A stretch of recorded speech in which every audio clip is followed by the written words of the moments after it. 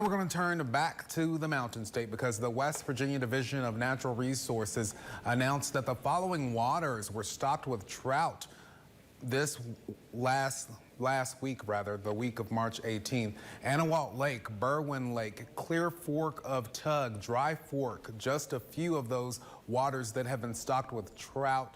You can head to WVVA.com for the full list. There are at least 25 to 30 different waters that have been stocked. All anglers 15 years and older are required to have a West Virginia fishing license, trout stamp, and a valid form of identification while fishing for trout. Licenses and stamps can be purchased at more than 150 retail locations across West Virginia.